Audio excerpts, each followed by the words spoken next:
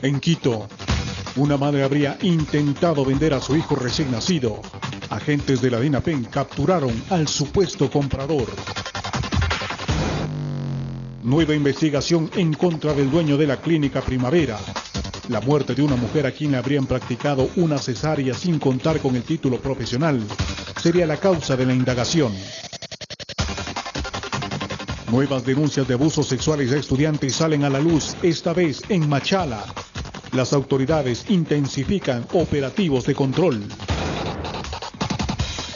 Gobierno Nacional plantea solución ante problemas detectados en proyectos de infraestructura ejecutados en el país.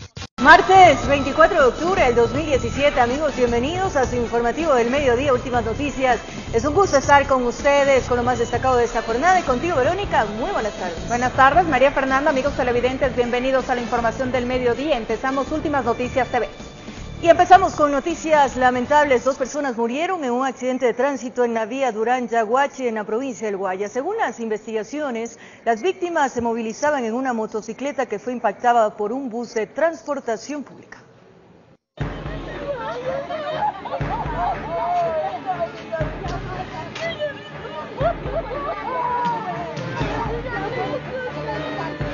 El llanto inconsolable de los familiares se evidenciaba en los exteriores de la morgue de Milagro.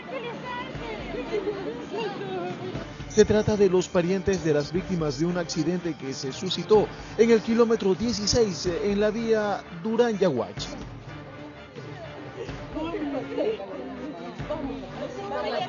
Es mi sobrina.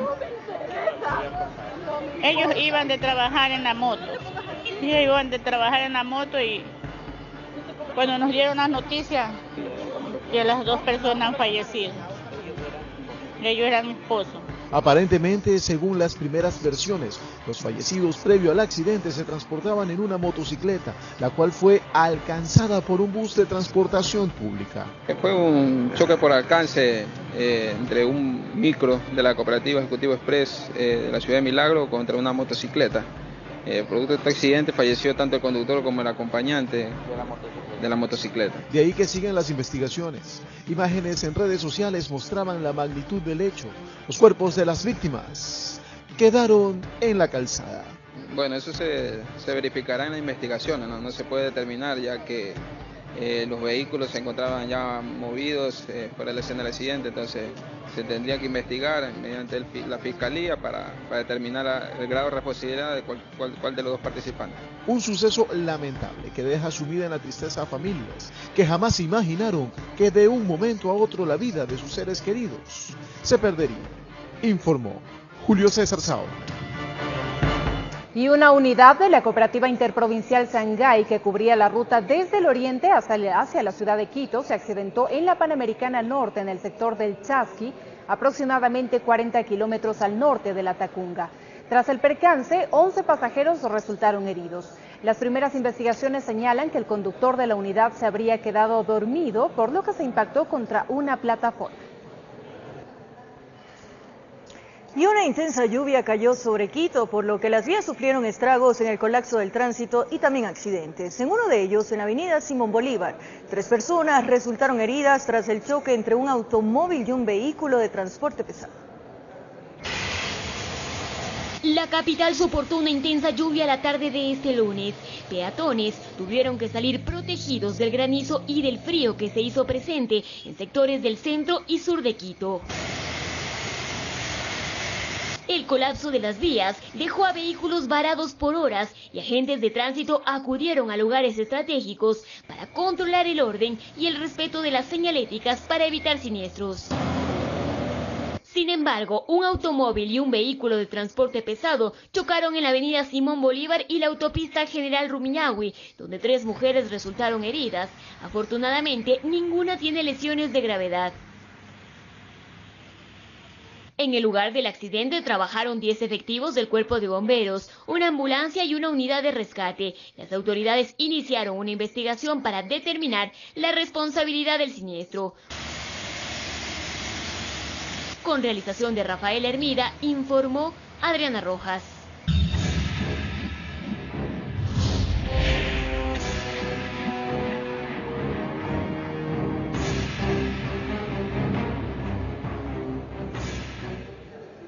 Y en el sur de Quito, una madre habría intentado vender a su hijo recién nacido. Según investigaciones, habría entregado datos falsos en el hospital donde alumbró y agentes de la DINAPEN lograron capturar al supuesto comprador.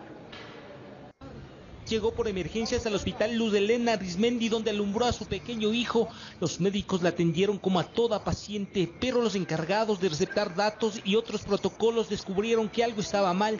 Entre las anomalías, la identidad de la señora era falsa. La madre ha ingresado aquí dando en primer lugar un nombre que no es de ella. Ante la novedad, enseguida se contactaron con la DINAPEN. De por medio estaba un recién nacido.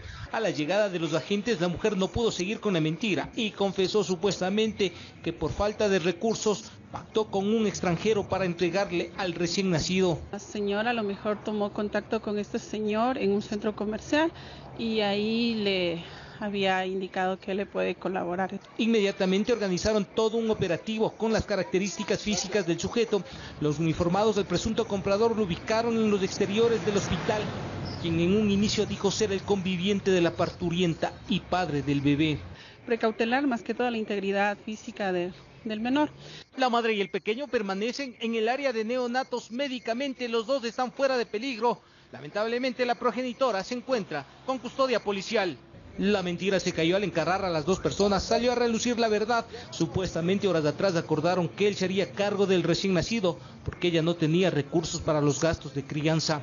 Creo que la desesperación le llevó a la señora a tomar esta decisión, pero no es tampoco justificable que ella haya tratado de hacer esto con su hijo.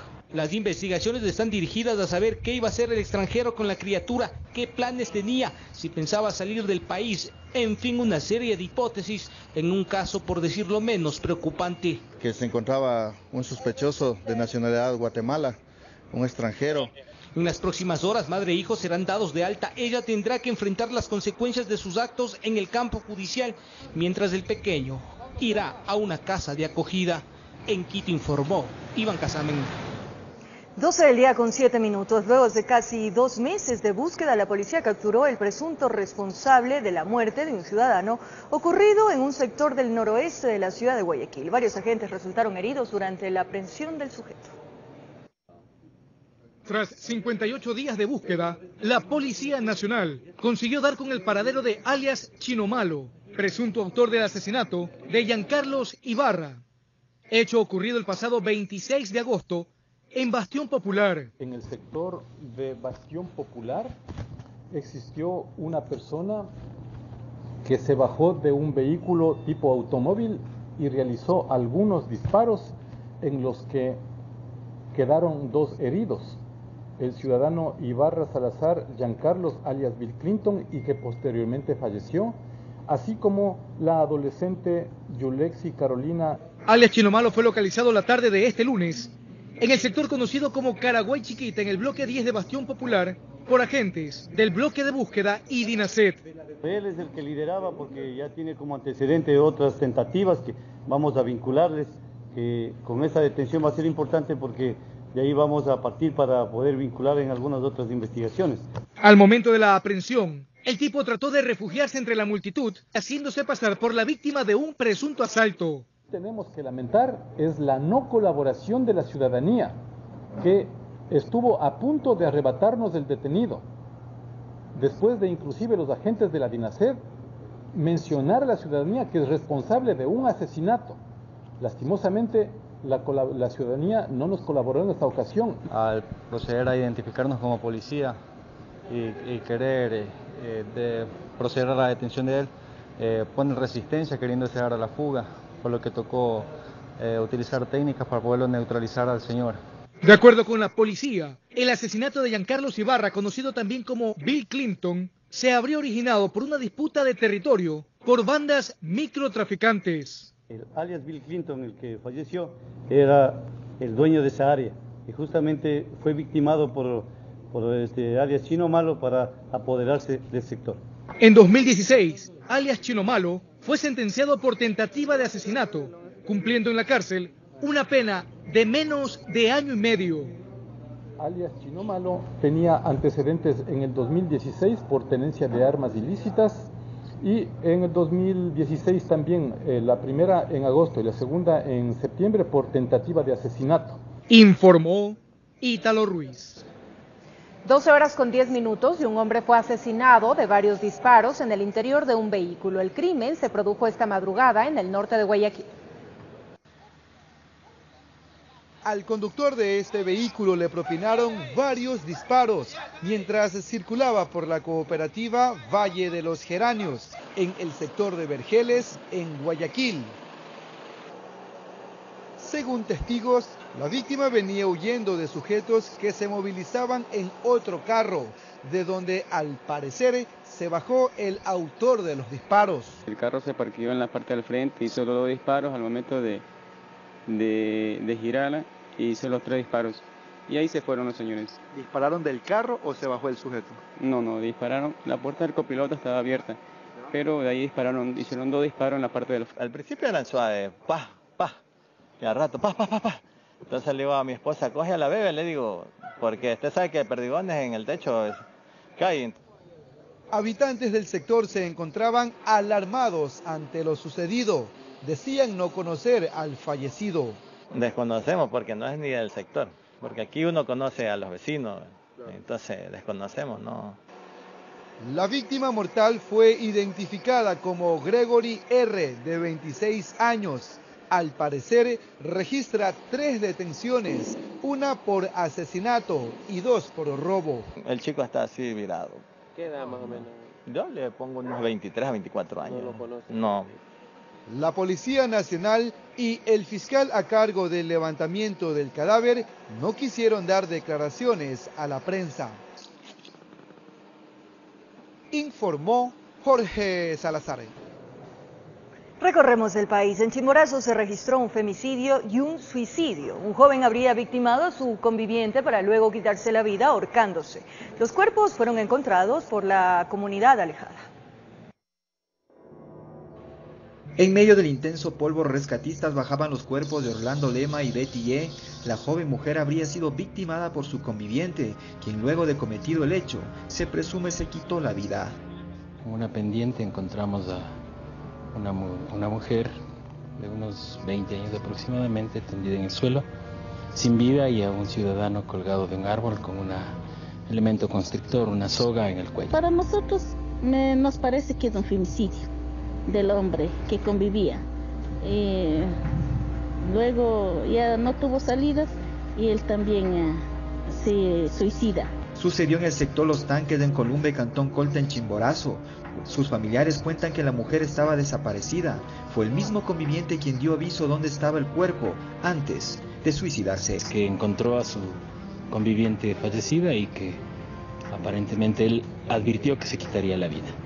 Complicado así mismo el ingreso, pero hemos visto igualmente con la colaboración de los señores bomberos, también con la colaboración de las personas que han estado aquí en el sector, hemos logrado extraer los 2 cuerpos de una señora y de un joven aproximadamente.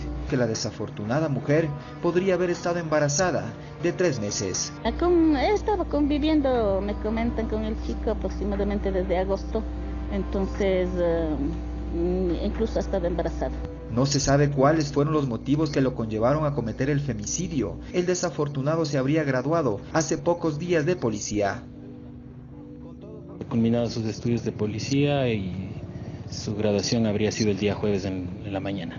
Los cuerpos fueron trasladados hasta la morgue del cementerio municipal de Riobamba, donde les practicarán las autopsias de ley. Con imágenes de Nicolai Altamirano en Chimborazo, informó Darwin Altamirano. Y una nueva investigación se abrió por orden de la jueza contra el dueño de la clínica La Primavera. Este caso es por la muerte de una mujer a quien le habrían practicado una cesárea sin contar con el título profesional para hacerlo.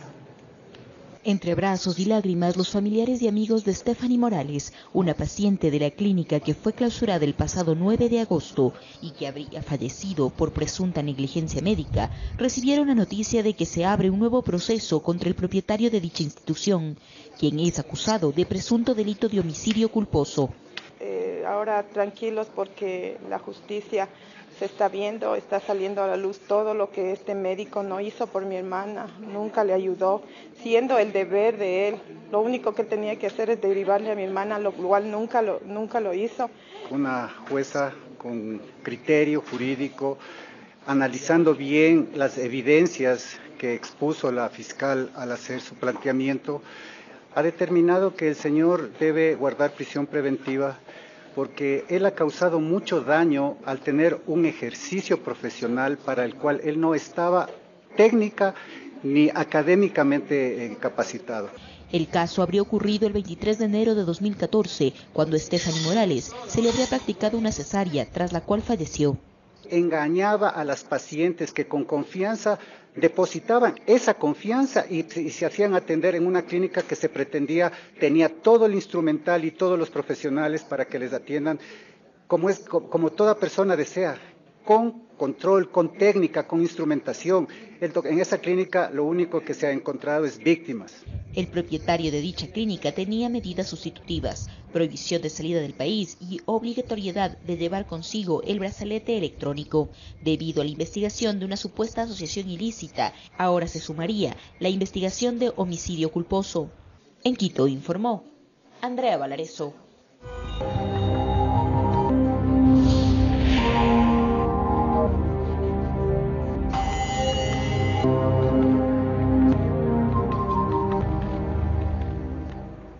Así es, salen a la luz posibles casos de abusos sexuales contra estudiantes de un colegio de Machala, en la provincia del Oro. Ante estas supuestas anomalías, las autoridades intensifican los controles en los planteles educativos. Padres de familia de un plantel educativo fiscal de Machala, provincia de El Oro, rompen el silencio y denuncian supuestos abusos sexuales en contra de sus hijos. Los delitos se habrían registrado durante los últimos 2 meses. Ya basta de tanto abuso. Leonor Tapia, directora distrital de educación, manifiesta que se encuentran empeñados en erradicar este mal. A partir de lo que estoy yo, que asumí la dirección, ya les digo, tenemos los 6 casos, pero no, ha habido sanciones de suspensión, pero de así, destitución no. No, porque recién tengo 2 meses en el cargo, pero eso sí, lo que me toque resolver y lo que tenga que estar de acuerdo a la ley, de acuerdo a las evidencias, no me temblará la mano. Por su parte, el Sistema Integrado de Seguridad ECU 911, en coordinación con el Ministerio de Educación, ha instalado 68 cámaras de seguridad para precautelar la integridad de los estudiantes. A veces personas sospechosas se las puede ver que se tratan de inmiscuirse con los estudiantes, trabajan ellos de forma de que están expendiendo droga, que están vendiendo droga. En ese sentido, lo que se hace es darle seguimiento. Inmediatamente Policía Nacional tiene conocimiento y lo que hacen es gestionar el recurso aquí en sitio para que se pueda dar una atención inmediata. En este sentido, también se aconseja a padres de familia, ya que el trabajo en equipo es más efectivo. Que se vinculen en la educación de sus hijos, que se comprometan en la educación, que velen por ellos dentro y fuera de la institución. Que todos los padres deben estar al tanto de sus hijos, de la educación, de los valores, de todo lo que ellos hacen. Necesitamos ayuda de nuestros propios padres, ya que los valores vienen desde casa, a que nos ayuden a ser responsables y correctos en lo que hacemos. Informó Jorge Salazar.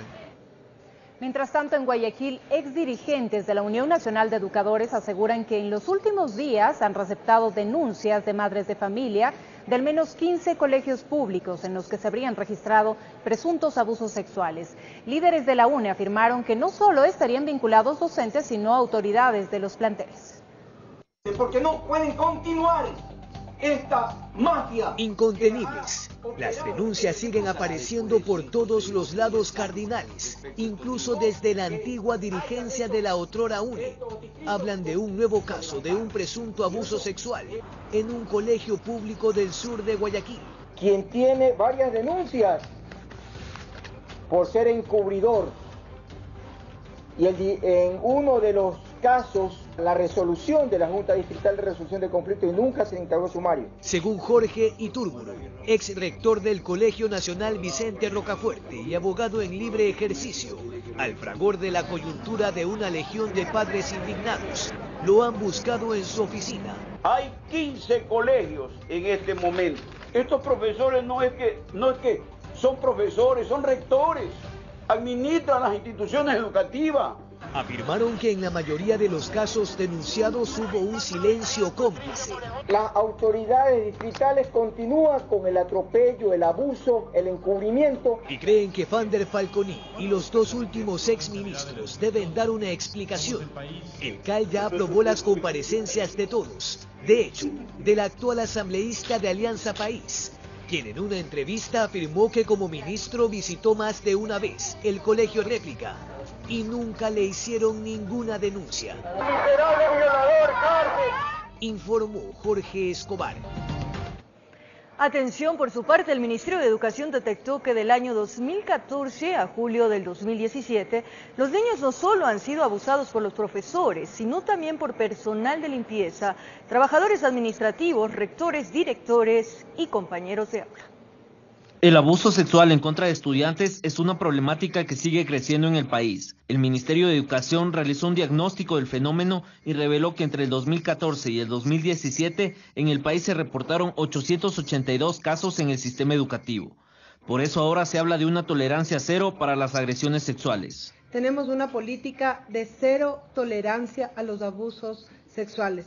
Vamos a hacer un seguimiento permanente y vamos a judicializar lo que se deba judicializar, vamos a denunciar lo que tengamos que denunciar, vamos a actuar con todo el peso del Ministerio de Educación y de las instituciones de justicia sobre estos casos. El estudio también revela que el 63% de los abusos fueron perpetrados por personas vinculadas al sistema educativo. Entre esos están docentes con 450 casos, compañeros de aula con 45 casos, estudiantes del mismo colegio 38 casos, personal de limpieza 13 casos, administrativos 9 casos y autoridades 6 casos. De allí que la Fiscalía advierte que las víctimas de estos abusos pueden sufrir graves secuelas psicológicas y afectaciones en sus estudios. Hay cambio de comportamiento, no quieren comer, se vuelven agresivos, no hacen las tareas, bajan las calificaciones. Son tantas circunstancias que en este delito de abuso sexual, el delito sexual, la Fiscalía tiene que investigar. En el Ministerio de Educación también confirman estos estragos y por eso señalan que existe un programa de acompañamiento a los niños y sus familiares. Estamos en el proceso de que se apruebe en el Consejo Sectorial de Educación un proyecto de inversión para protección de derechos. Se ha firmado hace poco y muchos de ustedes tienen que haber sido parte un convenio tripartito entre la Fiscalía General del Estado, el Ministerio de Justicia y el Ministerio de Educación para poder actuar con diligencia y con celeridad en estos casos. Además, se ha anunciado que como medida de prevención se realizará exámenes psicológicos a todos los maestros. Otras acciones también se adaptarán para otros funcionarios que laboran en los establecimientos educativos. Hay un acuerdo ministerial que fue expedido en julio en el que se ha solicitado no solo a los docentes, sino a todo el personal que esté laborando dentro de las instituciones educativas, docentes, personales de apoyo, personal administrativo, que tienen que ser seleccionados en base a unas pruebas psicológicas y unas pruebas psicométricas. La Fiscalía, en cambio, ha dispuesto 72 oficinas especializadas para que los afectados denuncien los hechos a escala nacional, informó Fernando Medina. 12 del día con 28 minutos, amigos. Es un placer seguir con ustedes aquí en Últimas Noticias. Regresamos con más y a propósito, un buen provecho también. Verónica. Seguimos nosotros con la información y ahora les contamos que 3 nuevas vinculaciones al caso Odebrecht fueron solicitadas por parte de la Fiscalía General del Estado, donde se investiga el posible delito de concusión. La diligencia judicial se realizaría este día viernes 27 de octubre. El fiscal general del Estado, Carlos Vaca Mancheno, solicitó vincular a 3 personas más dentro del caso Odebrecht, donde se investiga el posible delito de concusión. Las investigaciones estarán dirigidas hacia Mauricio N., Estefano I. y John P. Y según está previsto la convocatoria realizada por el Juzgado de Garantías Penales, la audiencia de vinculación y formulación de cargos se realizaría este viernes 27 de octubre en horas de la mañana en la Corte Nacional de Justicia. Según la Fiscalía, el excontralor Carlos Polit habría recibido millonarias transferencias por haber desvanecido glosas y aprobado informes que le permitieron a la constructora brasileña obtener cuantiosos contratos con el Estado. Para este cometido, se habrían utilizado empresas vinculadas a las personas que ahora están siendo notificadas. Las posibles coimas ascenderían a más de 10 millones de dólares. Según Bacamancheno, en un principio Polid habría recibido 6 millones de dólares para desvanecer glosas relacionadas con la construcción de la hidroeléctrica San Francisco. Más tarde, el excontralor habría solicitado 4.1 millones de dólares adicionales a cambio de emitir informes favorables a dicha empresa. En la providencia del Juzgado Nacional de Garantías Penales, se muestra la incorporación al expediente de informes y oficios de la Dirección Nacional de Registro de Datos Públicos y de la gerencia de la unidad de cumplimiento de una entidad bancaria local, así como el pedido de vinculación realizado el pasado 20 de octubre por el fiscal Carlos Bacamancheno. Informó Miguel Ángel Bedoya. De acuerdo a un informe de la Unidad de Investigaciones de Apoyo a la Fiscalía, el vicepresidente de la República, Jorge Glass, sería una de las cabezas en el supuesto delito de asociación ilícita en el caso de Brecht. El vicepresidente de la República sin funciones, Jorge Glass, detenido en la cárcel 4 en Quito, sería una de las 3 cabezas dentro del supuesto delito por asociación ilícita en el caso Odebrecht. Esto de acuerdo a un documento de 12 páginas, que es parte del expediente fiscal. Informe elaborado por la Unidad de Investigaciones de Apoyo a la Fiscalía, UIAF, como parte de la Policía Judicial. Como supuestos cabezas también aparecen el ex contralor Carlos Poli y José Santos, delator de Odebrecht. Bajo ellos la policía ubica a Ricardo Rivera, tío del segundo mandatario. Para el efecto, los investigadores analizaron los testimonios y documentos que la Fiscalía ha recuperado desde el 2016, donde consta la asistencia de los Estados Unidos como versiones. A Glass se lo ubica en el grado directivo por las funciones que desempeñaba como ministro de los sectores estratégicos y como vicepresidente. Entidades que gestionaron 5 obras adjudicadas a Odebrecht. Ricardo Rivera supuestamente era el receptor de las coimas, que luego irían a Glass. En el caso de Carlos Poli, quien no habría encontrado irregularidades en los proyectos a cargo de Odebrecht. El relator Santos señaló que le habrían entregado 10 millones de dólares, informó Héctor Romero. La jueza de lo penal Irene Pérez levantó la prisión preventiva que regía desde julio pasado en contra del perito José Luis Fuentes, indagado por presunto fraude procesal en el caso de Brecht. En su reemplazo, el agente usará un dispositivo electrónico en el tobillo. La mañana de este lunes, la jueza de lo penal Irene Pérez levantó la prisión preventiva que pesaba en contra del perito José Luis Fuentes, acusado de delito procesal en el caso Odebrecht. La prisión ha sido sustituida por la presentación periódica ante la autoridad, también el uso de un dispositivo electrónico y la prohibición de salida del país. El perito permanece detenido desde el pasado 25 de julio, luego de que la Fiscalía detectó que el uniformado habría cambiado los nombres en una de las transcripciones de los audios filtrados en el caso Odebrecht. La conversación sería entre el ex contralor Carlos Poli y el delator de la constructora brasileña José Consensuao Santos. Pero yo supe que Jorge Glass está ahí haciendo caja, pidiendo plata, teniendo mucho dinero ahí para...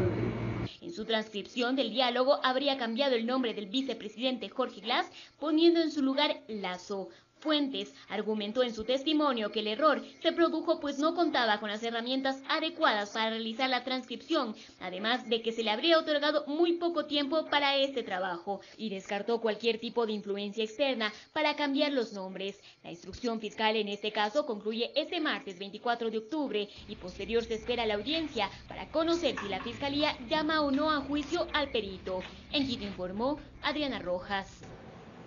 Y en una larga comparecencia ante la Comisión de Justicia, el Procurador General del Estado, Diego García, defendió su actuación ante los hechos de corrupción que se han denunciado y anunció nuevas demandas en contra del excontralor Poli. Los legisladores no quedaron completamente satisfechos con las respuestas del Procurador. Fue una comparecencia de más de 4 horas en las que el Procurador defendió la actuación de la institución en los casos de corrupción presentados. Esto ante las críticas por una supuesta actuación tardía de la Procuraduría. Lo hemos venido diciendo porque muchas veces existe el interés, algunas veces llega a ser presión, de que el procurador presente ya una acusación particular o se convierta en parte del proceso como víctima, representando a la víctima del Estado, y no siempre es posible hacerlo en la medida en que todavía no exista una acusación de parte del fiscal. Sin acusación del fiscal no hay juicio. Aquí Diego García anunció que, por ejemplo, los procesos legales presentados suman 6, 2 de ellos por el tema Odebrecht, pero que aún están en carpetas muchos más. Uno de ellos en contra del excontralor Carlos Polit, a quien se lo denunciará por concusión. Hay dinero de por medio y eso es precisamente lo que tiene que explicarse. Rechaza la demanda presentada por el abogado de Carlos Polit, que buscaba incluir al procurador en la denuncia por el retorno de Odebrecht al país. Yo tengo la tranquilidad de poder decir aquí hoy día que en mi caso no hay ningún dinero de por medio. Entonces, hablar de concusión es simplemente descabellado. Es una posición descabellada, yo no creo que tenga ninguna incidencia frente al fiscal. Dice que la Procuraduría ha actuado bajo los regímenes legales, que ellos únicamente dieron paso para la restauración de la hidroeléctrica San Francisco, que la desaparición de las glosas en contra de Odebrecht fue responsabilidad directa de la Contraloría, cosa que critican los asambleístas. No somos parte de ese procedimiento. Ese es un procedimiento que les corresponde exclusivamente a la Contraloría General del Estado. Me preocupa tremendamente que cada pregunta que se le haya hecho conteste con que o no eran sus atribuciones o que no estaba facultado para. Y en ese mismo tenor, García dijo que ellos esperan que la Fiscalía actúe para presentar las demandas correspondientes. Defiende, por ejemplo, el haber denunciado al vicepresidente y otras 17 personas en el caso de enriquecimiento ilícito. Declaraciones en audio y video de algunos personajes, entre esos el propio José Conceizao, el señor Rivera, el excontralor Carlos Polit, y el reconocimiento final de que la relación era un poco más que familiar. Y en este mismo ámbito, critica la actuación del juez que permitió que un particular, en este caso César Montúfar, haya sido incluido como demandante. Es un error. Yo creo que hay personas que están buscando una presencia política a través de ciertas acciones. Terminada la comparecencia, las críticas, legisladores de ambos bandos aseguraron que las respuestas del procurador quedaron debiendo. Me parece algunas dudas respecto de las actuaciones en el ámbito de su competencia en relación al control de legalidad de ciertos contratos. A mí me parece una aberración pensar que la Fiscalía le tiene que dar respuestas a la máxima entidad de defensa del Estado en relación a temas tan fundamentales y que deben apegarse a lo estrictamente jurídico. Que seguirán insistiendo para que el procurador acuda a los llamados y a la entrega de información, que hay que buscar que en los casos de corrupción el Estado pueda recuperar el dinero mal habido. Informó Javier Gallo. 12:37 y el presidente Lenín Moreno firmó el decreto que deroga los decretos 16 y 739 emitidos por el expresidente Correa, mediante los cuales se disolvieron la ONG Pachamama y la Unión Nacional de Educadores. Moreno aseguró que mediante este acto se responde a la solicitud hecha por las organizaciones sociales durante el diálogo nacional. El presidente Lenín Moreno derogó este lunes 23 de octubre los decretos número 16 y 739 emitidos por el expresidente Rafael Correa, los mismos que establecían el reglamento para el funcionamiento del Sistema Unificado de Información de las organizaciones sociales y ciudadanas. Regulaban la libre asociación y el funcionamiento de todas las formas de organización de la sociedad civil y daban los requisitos para el funcionamiento de las mismas. Mediante estos decretos se disolvieron las ONG Pachamama en 2013 y la Unión Nacional de Educadores en el 2016, argumentando que éstas no cumplían con la normativa. Yo voy a firmar el decreto 139, que no es sino un decreto que elimina a los dos anteriores y que además facilita la organización social, que facilita la organización civil. En el reglamento se establecen 3 tipos de organizaciones: corporaciones, fundaciones y otras formas de organización social, nacional o extranjera, las cuales tienen obligaciones, como la rendición de cuentas. Además, se estipulan causas para su disolución, como desviarse de los fines y objetivos para los que fueron constituidos, o disminuir el número de miembros a menos del mínimo establecido en el reglamento. Y estamos reduciendo al mínimo los requisitos de legalización de aquellas organizaciones que quieren tener personería jurídica. No nos olvidemos que la Constitución de la República reconoce el derecho de asociación y por lo tanto las organizaciones de hecho y de derecho. El presidente Moreno aseguró que esta decisión obedece al pedido de los representantes de las organizaciones sociales dentro del marco del diálogo nacional. En Quito informó Andrea Valareso. 12 del día con 39 minutos y rechazo dentro del Grupo de Alianza País por la decisión de un grupo de legisladores de presentar una acción judicial tras la designación de María Alejandra Vicuña, exasambleísta que ahora es vicepresidenta de la República. Javier Gallo se encuentra en la Asamblea Nacional y nos tiene los detalles de esta reacción. Adelante. Gracias, compañeras en Estudio Central, amigos televidentes, muy buenas tardes. Hay críticas dentro de la bancada de Alianza País tras la decisión de un grupo de legisladoras de presentar una acción de protección a favor del vicepresidente de la República, Jorge Glass, y en contra del decreto que designa a María Alejandra Vicuña como vicepresidenta encargada de la República. Dentro del bloque de legisladores oficialistas han dicho que esta decisión no ha sido consultada en la bancada, por lo que las críticas son bastante fuertes. Esto es lo que han dicho hasta el momento. Nos estamos poniendo una acción de protección justamente ante la ilegal e inconstitucional encargo de la vicepresidencia, la señora María Alejandra Vicuña. Consideramos que el señor vicepresidente constitucional de la República, electo en las urnas por el pueblo ecuatoriano, están siendo vulnerados sus derechos laborales porque él solicitó vacaciones y parte del fundamento del decreto de encargo por parte del señor presidente Moreno a la señora Vicuña se refiere a que él no puede ejercer la vicepresidencia por un caso de fuerza mayor, cuando él ha solicitado vacaciones en el pleno ejercicio de sus derechos, y que recordar que él no fue liquidado luego de que el 24 de mayo asumió un nuevo periodo como vicepresidente constitucional del país. Así que creemos que este encargo es ilegal y por lo tanto lo que estamos pidiendo a los jueces es que sea revisado. Son intentos parecidos a los anteriores de contradecir facultades expresas que tiene el señor presidente, porque es el presidente de la República, ha actuado completamente en derecho y ya tendrá que en este caso las autoridades que reciben la denuncia actuar también en derecho. Yo creo que hoy el llamado que debemos hacerle a todos los actores políticos, a todas las organizaciones políticas, es que conservemos la estabilidad que hoy el Ecuador tiene. Esa estabilidad política, esa estabilidad democrática, se conserva justamente teniendo mesura en nuestros pronunciamientos. Por lo tanto, esperemos a ver qué dice la Fiscalía para que realmente se demuestre que está actuando en derecho. Y en realidad nosotros vamos a hacer lo mismo, pero desde otra vereda, ¿no? Me he enterado de aquello y también habría que preguntar a las compañeras que pusieron esa acción de protección qué es lo que ha motivado esa acción legal. Yo pienso que el señor presidente de la República tiene toda la potestad de poder designar a quien corresponda, pues se ocupe transitoriamente la vicepresidencia para que no esté en acefalía. Se espera que en horas de la tarde, cerca de las 5 de la tarde, el bloque de Alianza País mantenga una reunión para analizar esta decisión de las legisladoras de presentar esta demanda ante la Corte Provincial de Pichincha, pero también para analizar la situación interna del bloque de Alianza País tras los anuncios de movilizaciones en contra del presidente Lenín Moreno. Esa es la información que nosotros registramos a esta hora dentro de la Asamblea Nacional. Regresamos al estudio, tienen más información. Adelante, muy buenas tardes. Buenas tardes, Javier, muchísimas gracias. Estaremos atentos a las 18:55 en El Comercio TV con los detalles de esta reacción del movimiento Alianza País dentro del legislativo sobre el tema del vicepresidente de la República. Ahora seguimos con más temas políticos.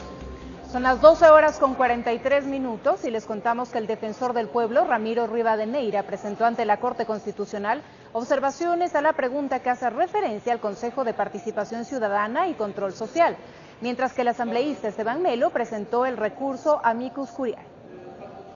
El primero en llegar a la Corte Constitucional la mañana de este lunes fue el defensor del pueblo, Ramiro Rivadeneira, quien presentó observaciones a una de las preguntas de la consulta popular, que hace referencia a la reestructuración del Consejo de Participación Ciudadana y Control Social. Rivadeneira explicó que está alertando a la Corte sobre posibles consecuencias negativas de incluir a la entidad que representa en el grupo de órganos de control a evaluar.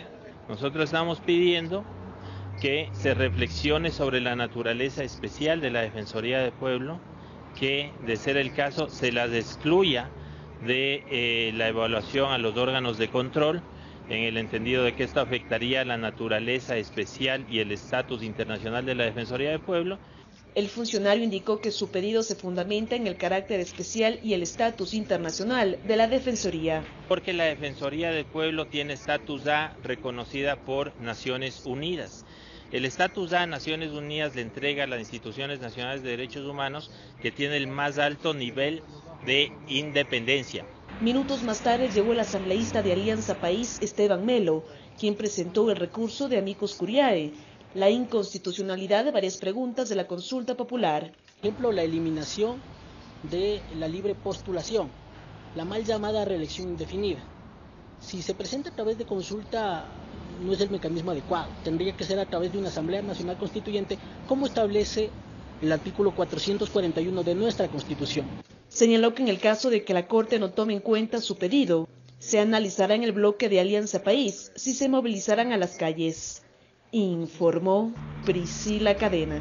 Con 51 minutos, amigos, es momento de revisar esas noticias destacadas que son parte de nuestro diario de la tarde ya en circulación en las calles de Quito. Últimas noticias, hoy martes 24 de octubre del 2017. En la Copa listas las alineaciones y en la Copa Libertadores.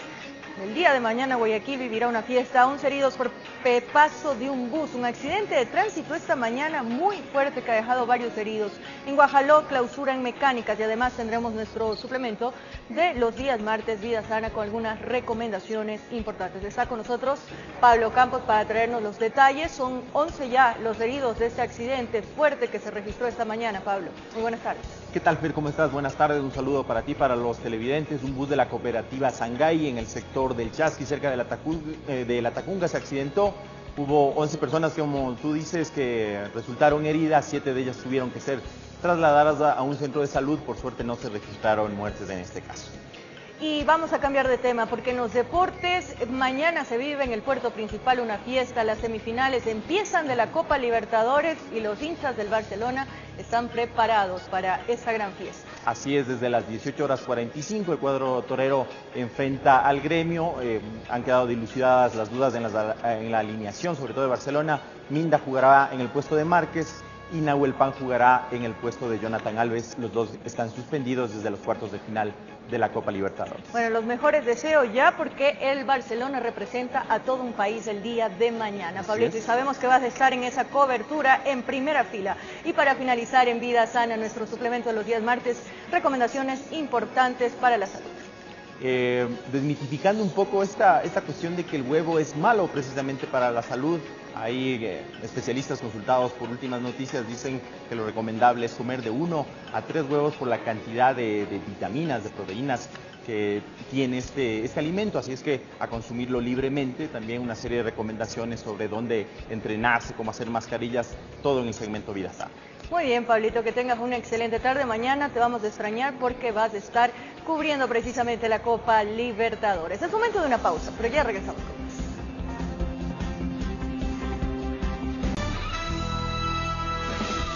Estamos de regreso para contarles que el Gobierno Nacional ha detectado varios inconvenientes en diversas obras ejecutadas en el país. Para ello se plantea la solución de problemas que se registran en estos proyectos de infraestructura. Héctor Romero con más detalles. Héctor, buenas tardes, adelante. Gracias, buenas tardes. Del Ministerio de Transporte y Obras Públicas, Secretaría Nacional de Planificación y Servicio de Contratación de Obras presentaron un informe sobre la situación de las obras y hoja de ruta que seguirá el gobierno del presidente Lenín Moreno. Al respecto les tenemos un informe. Son 736 obras con cargo al presupuesto general del Estado, de las cuales 97 avanzan de acuerdo a lo programado y 640 que presentan diferentes niveles de dificultad. La mayoría de ellas se concentran en el sector social, 258 obras, 245 obras en el sector de seguridad, 44 obras referentes al sector productivo, 57 obras en el sector de infraestructura y recursos no renovables, 17 obras vinculadas al sector de la política exterior y promoción del país. De este número, en el 65% se registran pendientes en la liquidación de contratos, obras que ya estarían culminadas. 5% se planificaron pero no se han ejecutado, a pesar de estar contratadas. Hay también un 4% de obras que presentan fallas técnicas, un 15% que presentan contratos complementarios y pagos pendientes. Según la Secretaría Nacional de Planificación, los trabajos se iniciaron en el 2009 y debieron culminar en marzo de este año. El monto total, el monto original de estas obras, de estas 640 obras, ascendía a 2.138 millones de dólares.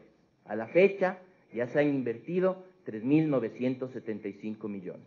Esos son incrementos que en el global representan alrededor del 85% sobre el presupuesto inicial de esas obras. Pero además se necesitan alrededor de 956 millones adicionales.